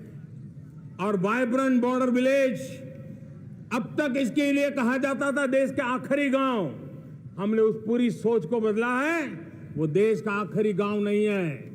सीमा पर जो नजर आ रहा है वो मेरे देश का पहला गांव है। अगर सूरज उगता है पूरब में तो उस तरफ के गांव में पहली सूरज की किरण आती है। अगर सूरज ढलता है तो इस तरफ के गांव में आखिरी किरण उसका लाभ मिलता है। ये मेरे पहले गांव है और मुझे खुशी है कि आज मेरे इस कार्यक्रम के विशेष मेहमान, ये जो पहले गांव है, सीमावर्ती गांव है, उसके 600 प्रधान आज इस लाल किले की प्राचीर के इस महत्वपूर्ण कार्यक्रम का हिस्सा बनने के लिए आए। पहली बार वो इतनी दूर तक आए हैं, नए संकल्प और सामर्थ्य के साथ जुड़ने के लिए आया है। मेरे प्यारे परिवारजनों, हमने संतुलित विकास के लिए एस्पिरेशनल डिस्ट्रिक्ट, एस्पिरेशनल ब्लॉक की कल्पना की और आज उसके सुखद परिणाम मिल रहे हैं। आज राज्य के जो नॉर्मल पैरामीटर्स हैं, जो एस्पिरेशनल डिस्ट्रिक्ट कभी बहुत पीछे थे, वो आज राज्य में भी अच्छा करने लग गए हैं। और मुझे विश्वास है कि आने वाले दिनों में ये हमारे आकांक्षी जिले, हमारे आकांक्षी बॉल अवश्य आगे बढ़ेंगे। जैसे मैंने कहा था, भारत का चरित्र की चर्चा कर रहा था तो मैंने पहला कहा था भारत की एकता, दूसरा कहा था भारत श्रेष्ठता की तरफ बल दें, तीसरा कहा था विमेन लेड डेवलपमेंट की मैंने बात कही थी। और मैं आज एक बात और कहना चाहता हूं कि हम जैसे रीजनल एस्पिरेशन, मैंने चौथी बात कही थी, 5वीं महत्व की बात, और भारत ने उस दिशा में जाओ, और वो है हमारा राष्ट्रीय चरित्र विश्व मंगल के लिए सोचने वाला होना चाहिए। हमें देश को इतना मजबूत बनाना है जो विश्व मंगल के लिए भी अपनी भूमिका अदा करे। और आज कोरोना के बाद मैं देख रहा हूं जिस प्रकार से संकट की घड़ी में देश ने दुनिया की मदद की, उसका परिणाम है कि आज दुनिया में हमारा देश एक विश्व मित्र के रूप में, विश्व का अटूट साथी के रूप में आज मेरे देश की पहचान बनी है। हमें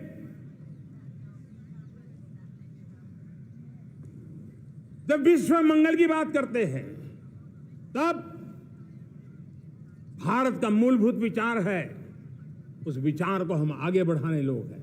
और मुझे खुशी है कि आज अमेरिकी संसद के भी कई चुने हुए गणमान्य प्रतिनिधि भी आज हमारे 15 अगस्त के इस अवसर में हमारे बीच में मौजूद है। भारत की सोच कैसी है, हम विश्व मंगल की बात को कैसे आगे बढ़ाते हैं। अब देखिए, हम जब सोचते हैं तो क्या कहते हैं, हमने दुनिया के सामने ये दर्शन रखा है और दुनिया उस दर्शन को लेकर के हमारे साथ जुड़ रही है। हमने कहा one sun, one world, one grid. Renewable energy के क्षेत्र में एक बहुत बड़ा हमारा स्टेटमेंट है, आज दुनिया उसको स्वीकार कर रही है। कोविड के बाद हमने दुनिया को कहा हमारा अप्रोच होना चाहिए वन अर्थ, वन हेल्थ। समस्याओं का समाधान तभी होगा जब मानव को, पशु को, पौधे को बीमारी के संबंध में समान रूप से एड्रेस किया जाएगा, तब जाकर के हम करेंगे। हमने G20 समिट के लिए दुनिया के सामने कहा है one world, one family, one future.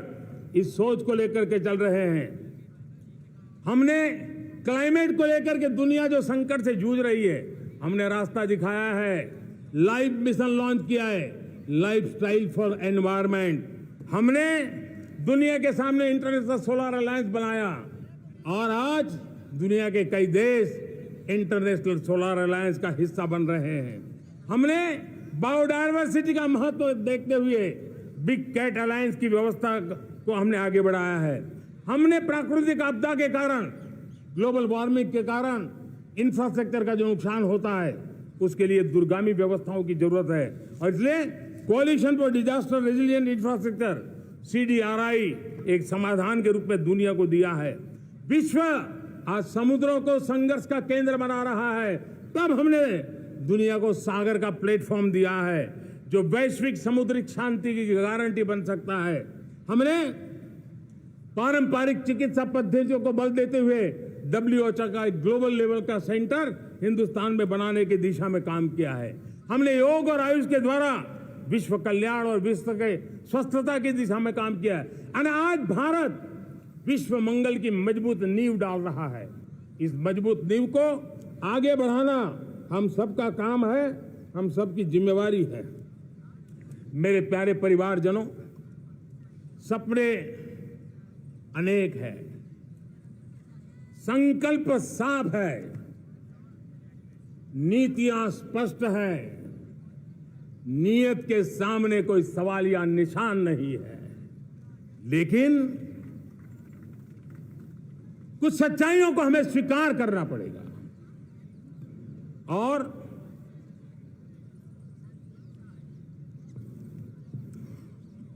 उसके समाधान के लिए मेरे प्रिय परिवारजनों, मैं आज लाल किले से आपकी मदद मांगने आया हूं। मैं लाल किले से आपके आशीर्वाद मांगने आया हूं, क्योंकि पिछले सालों मैंने देश को जो समझा है, देश की आवश्यकताओं को जो मैंने परखा है और अनुभव के आधार पर मैं कह रहा हूं कि आज गंभीरतापूर्वक उन चीजों को हमें लेना होगा। आजादी के अमृतकाल में 2047 में जब देश आजादी के 100 साल मनाएगा, उस समय दुनिया में भारत का तिरंगा झंडा, विकसित भारत का तिरंगा झंडा होना चाहिए।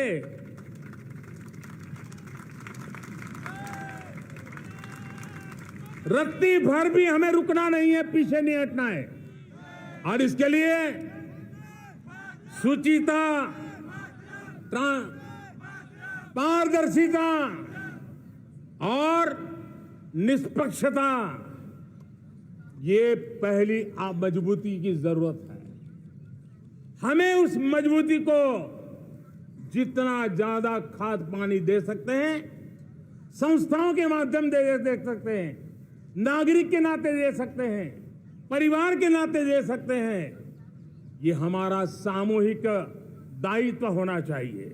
और इसलिए पिछले 75 साल का इतिहास देखिए, भारत के सामर्थ्य में कोई कमी नहीं थी। अरे जो देश कभी सोना की चिड़िया कहा जाता था, वो देश क्यों न फिर से उस सामर्थ्य को लेकर के खड़ा हो सकता है। मेरा अटूट विश्वास है साथियों, मेरे प्रिय परिवारजनों, मेरा अखंड अटूट एक निष्ठ विश्वास है कि 2047 में जब देश आजादी के 100 साल मनाएगा, मेरा देश विकसित भारत बन के रहेगा। और ये मैं मेरे देश के सामर्थ्य के आधार पर कह रहा हूं, मेरे उपलब्ध संसाधनों के आधार पर कह रहा हूं, और सबसे ज्यादा 30 से कम आयु वाली मेरी युवा शक्ति के भरोसे कह रहा हूं, मेरी माताओं बहनों के सामर्थ्य के भरोसे कह रहा हूं। लेकिन उसके सामने अगर कोई रुकावट है, कुछ विकृतियां पिछले 75 साल में ऐसे घर कर गई है, हमारी समाज व्यवस्था का ऐसा हिस्सा बन गई है कि कभी कभी तो हम आंख भी बंद कर देते हैं। अब आंख बंद करने का समय नहीं है। अगर सपनों को सिद्ध करना है, संकल्प को पार करना है, तो हमें ये आंख मिचौली बंद करके, आंख में आंख मिला करके 3 बुराइयों से लड़ना बहुत समय की मांग है। हमारे देश की सारी समस्याओं की जड़ में भ्रष्टाचार ने दिमक की तरह देश की सारी व्यवस्थाओं को, देश के सामर्थ्य को पूरी तरह नोच लिया। भ्रष्टाचार से मुक्ति, भ्रष्टाचार के खिलाफ जंग हर इकाई में, हर क्षेत्र में। और मैं देशवासियों, मेरे प्रिय परिवारजनों, ये मोदी के जीवन का कमिटमेंट है, ये मेरे अंतर्गत व्यक्तित्व का एक कमिटमेंट है कि मैं भ्रष्टाचार के खिलाफ लड़ाई लड़ता रहूंगा।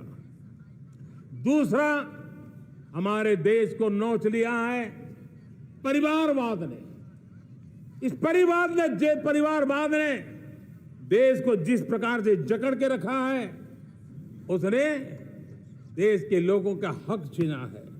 और तीसरी बुराई तुष्टीकरण की है। ये तुष्टीकरण में भी देश के मूलभूत चिंतन को, देश के सर्व समावेशक हमारे राष्ट्रीय चरित्र को दाग लगा दिए, तहस नहस कर दिया है इन लोगों ने। और इसलिए मेरे प्यारे देशवासियों, इसलिए मेरे प्यारे परिवारजनों, हमें इन 3 बुराइयों के खिलाफ पूरे सामर्थ्य के साथ लड़ना है। भ्रष्टाचार, परिवारवाद, तुष्टीकरण, ये चुनौतियां हमारे, ये ऐसी चीजें पनपी है जो हमारे देश के लोगों का जो आकांक्षा है उसका दमन करती है। हमारे देश के कुछ लोगों के पास जो छोटा मोटा सामर्थ्य है उसका शोषण करती है। ये ऐसी चीजें हैं जो हमारे लोगों की आशा आकांक्षाओं को सवाल या निशान में गाड़ देती है। हमारे गरीब हो, हमारे दलित हो, हमारे पिछड़े हो, हमारे पसमानदा हो, हमारे आदिवासी भाई बहन हो, हमारी माताएं बहनें हो, हमने सबने उनके हकों के लिए इन 3 बुराइयों से मुक्ति पानी है। हमें भ्रष्टाचार के खिलाफ एक नफरत का माहौल बनाना है।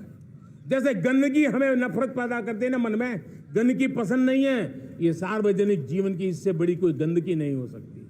और इसलिए हमारे स्वच्छता अभियान को एक नया मोड़ ये भी देना है कि हमें भ्रष्टाचार से मुक्ति पानी है। सरकार टेक्नोलॉजी से भ्रष्टाचार की मुक्ति के लिए बहुत प्रयास कर रही है। आपको जानकर के हैरानी होगी, इस देश में पिछले 9 साल में एक काम मैंने ऐसे किया, आंकड़ा सुनोगे तो लोगों का मोदी ऐसा करता है जैसे 10 करोड़ लोग करीब करीब जो गलत फायदा उठाते थे वो मैंने रोक दिया। तो आप में से कोई कहेगा आपने लोगों से अन्याय कर दिया। जी नहीं, ये 10 करोड़ कौन लोग थे? ये 10 करोड़ वो लोग थे जिनका जन्म ही नहीं हुआ था और उनके नाम पर उनके विडो हो जाते थे, वो वृद्ध हो जाते थे, वो दिव्यांग हो जाते थे, फायदे लिए जाते थे। 10 करोड़ ऐसे बेनामी जो चीजें चलती थी उसको रोकने का पवित्र काम, भ्रष्टाचारियों की संपत्ति जो हमने जब्त की है ना, वो पहले की तुलना में 20 गुना ज्यादा की है। मेरे प्यारे परिवारजनों, ये आपकी कमाई का पैसा लोग लेकर के भागे थे, 20 गुना ज्यादा संपत्ति को जब्त करने का। और इसलिए लोगों की मेरे प्रति नाराजगी होना बहुत स्वाभाविक है, लेकिन मुझे भ्रष्टाचार के खिलाफ की लड़ाई को आगे बढ़ाना है। हमारे सरकारी व्यवस्था ने पहले कैमरा के सामने तो कुछ हो जाता था, लेकिन बाद में चीजें अटक जाती थी। हमने पहले की तुलना में कई गुना ज्यादा अदालत में चार्जशीट की है और अब जमानतें भी नहीं मिलती हैं। वैसी पक्की व्यवस्था को लेकर के हम आगे बढ़ रहे हैं, क्योंकि हम ईमानदारी से भ्रष्टाचार के खिलाफ लड़ रहे हैं। आज परिवारवाद और तुष्टीकरण, इसने देश का बहुत बड़ा दुर्भाग्य किया है। अब लोकतंत्र में ये कैसे हो सकता है कि पॉलिटिकल पार्टी, और मैं विशेष बल दे रहा हूं पॉलिटिकल पार्टी, आज मेरे देश के लोकतंत्र में एक ऐसी विकृति आई है जो कभी भारत के लोकतंत्र को मजबूती नहीं दे सकती। और वो क्या है बीमारी? परिवारवादी पार्टियां। और उनका तो मंत्र क्या है? Party of the family, by the family and for the family. इनका तो जीवन मंत्र यही है कि उनकी पॉलिटिकल पार्टी, उनका राजनीतिक दल परिवार का, परिवार के द्वारा और परिवार के लिए, परिवारवाद और भाई भतीजावाद प्रतिभाओं के दुश्मन होते हैं, योग्यता को नकारते हैं, सामर्थ्य को स्वीकार नहीं करते हैं। और इसलिए परिवारवाद इस देश के लोकतंत्र की मजबूती के लिए उसकी मुक्ति जरूरी है। सर्वजन हिताय सर्वजन सुखाय, हर किसी को हक मिले इसलिए, और सामाजिक न्याय के लिए भी ये बहुत। उसी प्रकार से तुष्टीकरण ने सामाजिक न्याय का सबसे बड़ा नुकसान किया।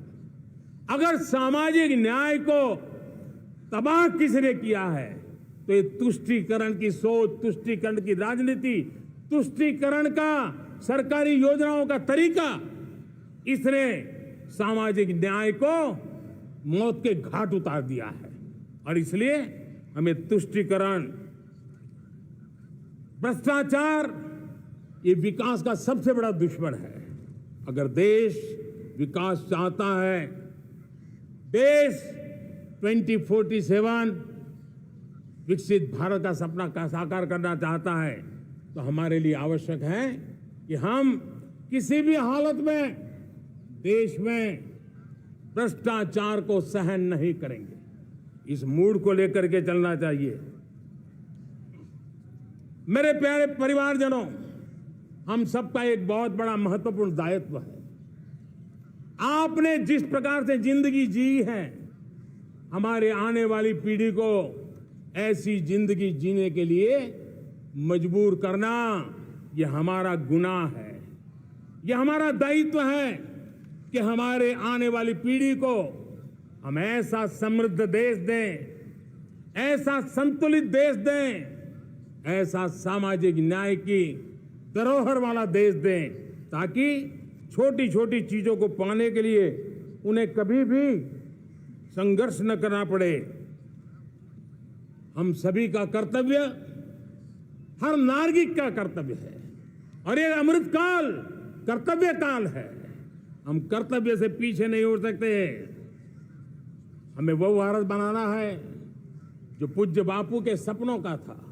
हमें वो भारत बनाना है जो हमारे स्वतंत्र सेनानियों का सपना था। हमें वो भारत बनाना है जो हमारे वीर शहीदों का था, हमारी वीरांगनाओं का था, जिन्होंने मातृभूमि के लिए अपना जीवन दे दिया था। मेरे प्यारे परिवारजनों, मैं जब 2014 में आपके पास आया था, तब 2014 में मैं परिवर्तन का वादा लेकर के आया था।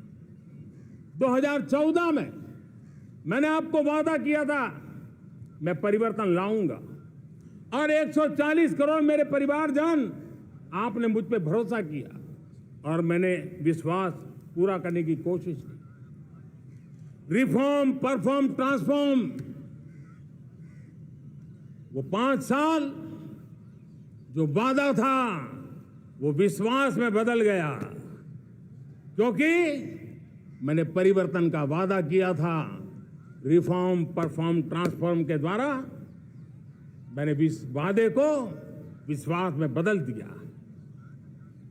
कठोर परिश्रम किया है, देश के लिए किया है, शान से किया है, सिर्फ और सिर्फ नेशन फर्स्ट, राष्ट्र सर्वोपरि, इस भाव से किया है।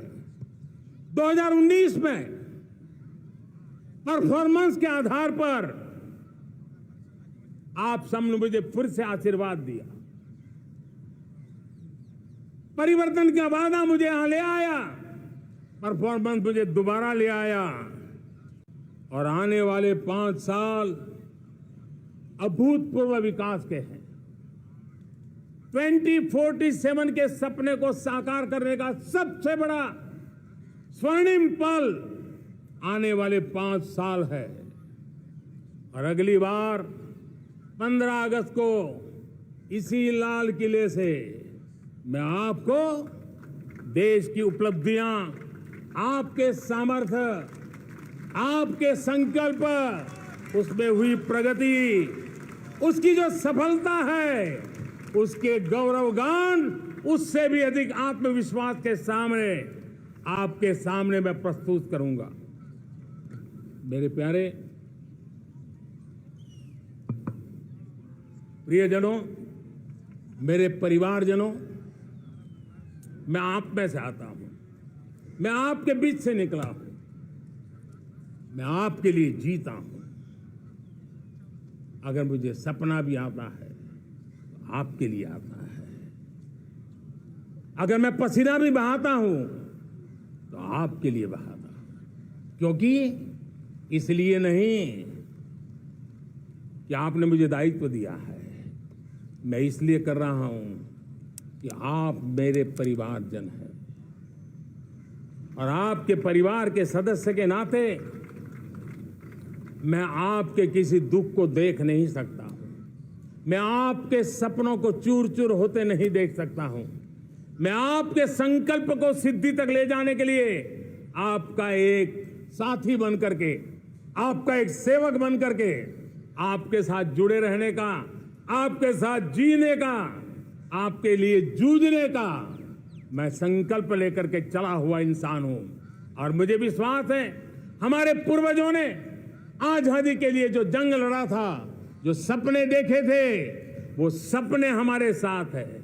आजादी के जंग में जिन्होंने बलिदान दिया था, उनके आशीर्वाद हमारे साथ है। और 140 करोड़ देशवासियों को एक ऐसा अवसर आया है, ये अवसर हमारे लिए एक बहुत बड़ा संबल लेकर के आया है। और इसलिए मेरे प्यारे प्रियजनों, आज जब मैं अमृतकाल में आपके साथ बात कर रहा हूं, ये अमृतकाल का पहला वर्ष है, ये अमृतकाल के पहले वर्ष पर जब मैं आपसे बात कर रहा हूं, तो मैं आपको पूरे विश्वास से कहना चाहता हूं, चलता चलाता काल चक्र, चलता चलाता काल चक्र, अमृत काल का भाल चक्र, चलता चलाता काल चक्र, अमृत काल का भाल चक्र। सबके सपने, सबके सपने, अपने सपने, सबके सपने, अपने सपने, पनपे सपने सारे, सबके सपने, अपने सपने, पनपे सपने सारे। धीर चले, वीर चले, धीर चले, वीर चले, चले युवा हमारे, धीर चले, वीर चले, चले युवा हमारे, नीति सही, नीति सही, रीति नहीं, नीति सही, रीति नहीं, गति सही, गति सही, राह नहीं, गति सही, राह नहीं। चुनो, चुनो चुनौती, चुनो चुनौती सीना तान, चुनो चुनौती सीना तान, जग में बढ़ाओ देश का नाम। चुनो चुनौती सीना तान, जग में बढ़ाओ देश का नाम।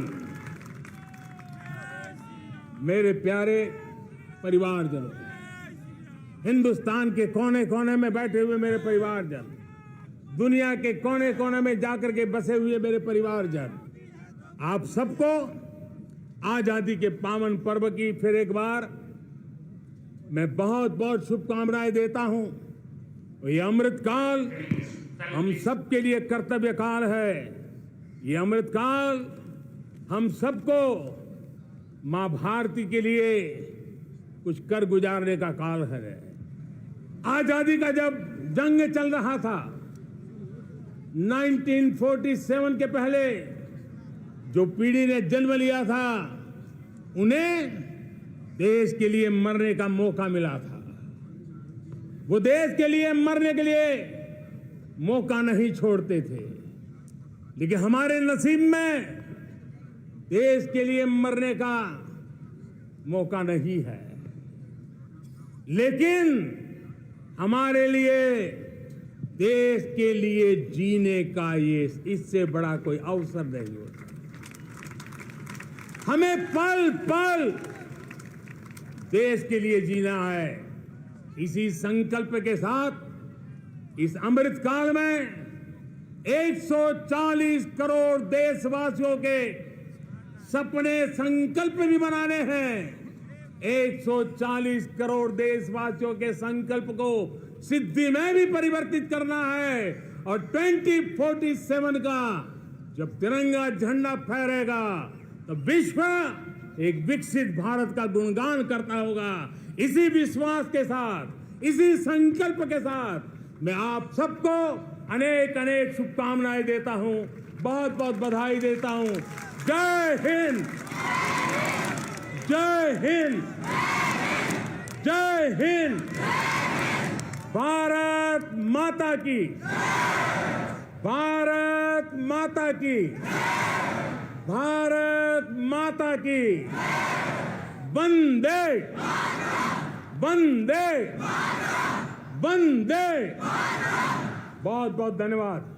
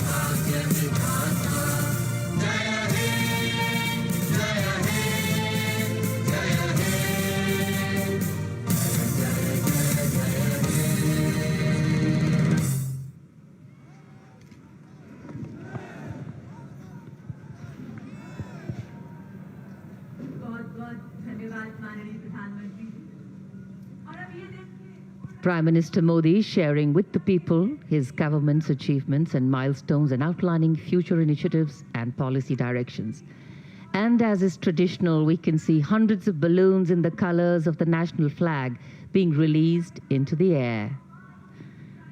And as they rise up, they celebrate their freedom. They rise with a new purpose, as if carrying with them the hopes and aspirations of a nation on the move towards the promise of a future that is fair for all and bright for generations to come.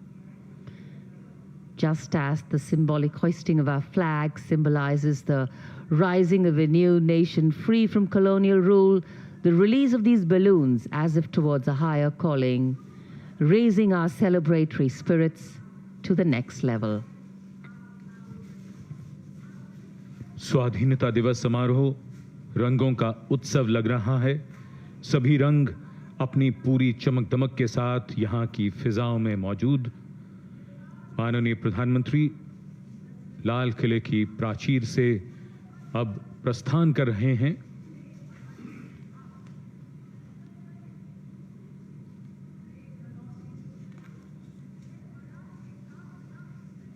स्वाधीनता दिवस समारोह अब अपने समापन की ओर बढ़ता हुआ ऐतिहासिक अवसरों का गवाह बनते बनते ये लाल किला खुद इतिहास में दर्ज हो चुका है और अब इसी लाल किले की प्राचीर से माननीय प्रधानमंत्री आज के इस स्वाधीनता दिवस समारोह पर राष्ट्रीय ध्वज फहराने और राष्ट्र को संबोधित करने के पश्चात अब प्रस्थान करते हुए। So though the ceremony may have concluded here at Red Fort, the celebration still continues. And as we move ahead after marking our 77th Independence Day, we celebrate all our strengths: a thriving democracy, a young population, an optimistic prognosis for the future, self-reliance in virtually every field, an emerging global leadership position, and a homegrown market to ensure financial vibrancy. In fact, the coming years will see us bridge our gaps, mitigate our shortcomings, and strengthen our position on the world stage.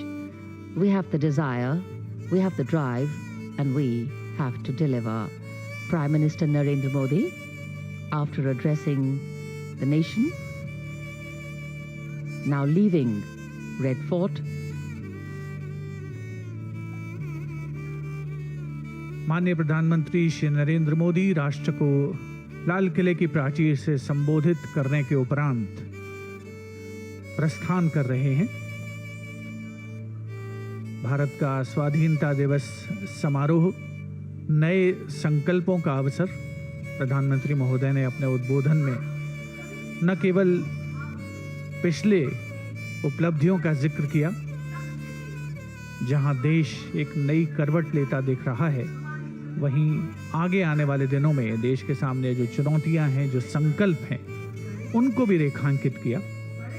पिछले वर्षों में देश में जो बदलाव हुए हैं वो अपने आप में नए, अनुपम और अनूठे हैं। ये पॉजिटिव चेंज है, सकारात्मक बदलाव है। समाज का सबसे कमजोर तबके का आदमी भी खुद में जिन्हें महसूस कर रहा है। एक नई उम्मीद है, कुछ बेहतर कर गुजरने का, कर दिखाने का जज्बा है, आगे बढ़ने का जोश है, सफलता का परचम फहराने का बुलंद हौसला है। सरकार पर भरोसा है। शानदार वर्तमान के दम पर चमकदार भविष्य बनाने की ओर बढ़ते कदमों ने न्यू इंडिया के सपनों में रंग भरना शुरू कर दिया है। माननीय प्रधानमंत्री महोदय ने अपने उद्बोधन में इन सभी बातों की ओर इशारा किया है और आज का जो स्वाधीनता दिवस समारोह है वो अनेकता में एकता, सर्वधर्म समभाव, वसुधैव कुटुंबकम और विश्व परिदृश्य पर भारत की बढ़ती भूमिका को भी रेखांकित करता हुआ नजर आया है। यकीनन एक बहुत ही खास अवसर, एक बहुत ही विशिष्ट मौका देश के हर नागरिक के लिए। लाहौरी गेट से बाईं ओर माननीय प्रधानमंत्री का काफिला बढ़ता हुआ लाल किले की प्राचीर के सामने का चौक, जहां ज्ञान पथ है, वहां एनसीसी के कैडेट्स मौजूद हैं। प्रधानमंत्री हर वर्ष स्वाधीनता दिवस समारोह पर संबोधन के पश्चात यहां स्कूली बच्चों और एनसीसी कैडेट से अवश्य मिलते हैं। यह ऐसा अवसर होता है जो इन किशोरों के लिए बहुत ही प्रेरणादायी और यादों में संजोकर सहेजकर रखने का अवसर होता है।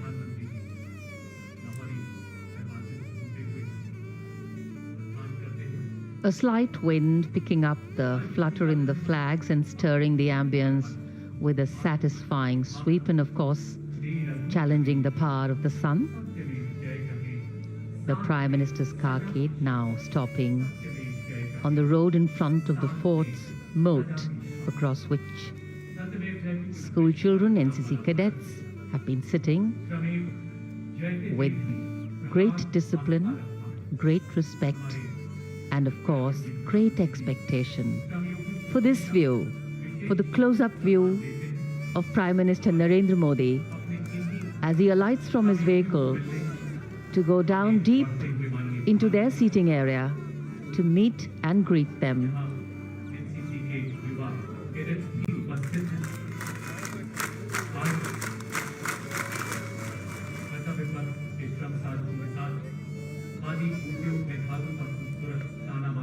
There he is, encouraging them. माननीय प्रधानमंत्री जी, देश की युवा शक्ति का प्रतीक एनसीसी कैडेट से मिलते हुए उनका मनोबल बढ़ाते हुए And the disciplined restraint with which they are meeting him. जैसे मानो कह रहे हो कि रुके Very special moment for all of them. Young India, our youth, our future. सारे देश को सुनाएंगे लगा कि देश प्रेम के पंख दूर तक उड़े It is the responsibility of a nation to nurture and cherish its children, जिए किसी के वास्ते जिए किसी के वास्ते to expose them to different opportunities, to help them avail those which are the best for them. उमड़ आया लाल किले And these moments and these words of encouragement, these conversations, these slightly light-hearted interactions भविष्य के cadets with their Prime Minister, आने ना देंगे कुछ आज definitely going to leave some very special memories in their hearts. देश के कोने कोने से ये एनसीसी कैडेट्स यहाँ पहुँचे हैं और माननीय प्रधानमंत्री महोदय, पढ़ लिख कर विद्वान बने उनकी यही खासियत है, वीर बलवान बने देश के सर्वोच्च नेतृत्व का युवा शक्ति से सीधा संवाद, ऐसे अनुशासन जिससे प्रिय बनाए रखना है, साथ ही साथ बातचीत भी करनी है, इंटरेक्शन भी करना है माननीय प्रधानमंत्री महोदय से। इस प्रकार माननीय प्रधानमंत्री युवाओं के बीच युवा एनसीसी की जो तीनों विंग्स हैं उसमें देश के कोने कोने से 1100 कैडेट्स यहाँ पर पहुँचे हैं, भारत माता की जय हर अवसर के नारे लगाते हुए। गाने में हमारी मदद करता है। ये सभी कैडेट्स परंपराओं पर चलते हुए पिछले 7 प्रशासन की सीमा के साथ मानवीय संवेदना अपने आप को रोक नहीं पा रहे हैं, उनके अंदर का जो उत्साह है, जो आह्लादित महसूस कर रहे हैं, अगर उनसे पूछा जाएगा तो शायद शब्दों में उसे बयान करना मुश्किल होगा। यकीनन इन सभी के लिए एक बहुत ही यादगार, कभी ना भुलाने वाला अविस्मरणीय मौका। देश के भावी नागरिकों को लाभ राष्ट्र निर्माण के लिए एक शब्द है कनेक्ट, जिसको हम अब देख रहे हैं। प्रधानमंत्री किसी भी उम्र के व्यक्ति के साथ जिस तरह से संपर्क स्थापित करते हैं वो बहुत सीखने लायक भी है और वो एक बिल्कुल अद्भुत सा क्षण होता है। इन सभी एनसीसी कैडेट्स के लिए, जो स्कूली छात्र छात्राएं हैं, ये एक ऐसा मौका जिसकी कल्पना अक्सर करना मुश्किल होता है कि जब देश के प्रधानमंत्री के आप इतने निकट हों, शीश झुकाए लोहे किसके सागर चरण पखारे बड़े बड़े लाल किले की प्राचीर से संबोधन के बाद आगे हैं सत्य अहिंसा इसकी बात जोश, उत्साह और ऊर्जा, दुनिया वो सब और इन किशोरों के साथ वो और बढ़ती हुई और सब तक पहुंचती हुई। नेता आया Absolutely. In fact, the beauty of youthful spirit is that it's infectious. So the Prime Minister also getting a spring in his step. There's a lightness of being. And there is, of course, the joy of connecting. A special quality, a special leadership quality exhibited here.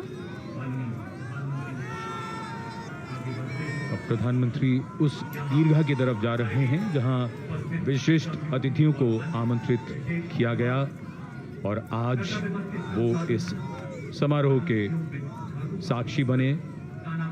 ये खास मेहमान, उनकी संख्या लगभग 1800, अलग अलग क्षेत्रों से समाज के उन सब से अभिवादन स्वीकार करते हुए हमारी सांस्कृतिक विविधता में एकता हमारी सबसे बड़ी ताकत है और इन सबको एकता के सूत्र में And as the Prime Minister continues with these close interactions, we can see across all age groups आज देश के सभी प्रांतों में patience, forbearance, love, all in different capacities being exhibited here. We step into our 77th year of our independence, and the completed figures of the decades gone by as a free nation. There is also a great responsibility that rests on our shoulders. And in moments like these, in moments of festivities, in moments of interaction, we also reflect often, have we achieved what we envisioned for ourselves? Yes, we have in many ways. Have we made progress? Have we managed to ensure that the most needy have also been included? Attempts are definitely on. And the times are changing so rapidly, and the relevance of what we have achieved to the advancements made have never been so critical, and India is on the cutting edge of that movement. कोई उन्हें मिलना चाहता है, कोई उन्हें छूना चाहता है, कोई उन्हें कुछ भेंट करना चाहता है और अधिकतर लोग अपने कैमरों में उन्हें कैद कर लेना चाहते हैं। ये उनके लिए एक ऐसी पूंजी है जो बेशकीमती है। प्रधानमंत्री स्वयं चाहते हैं कि वो एक एक व्यक्ति से मिलें। अद्भुत दृश्य, इनका आनंद लीजिए। The meeting of hands, the meeting of hearts, the meeting of people. Red Fort today witness to some very precious moments for a diverse lot of people. Extremely happy that they came here in person to attend this ceremony.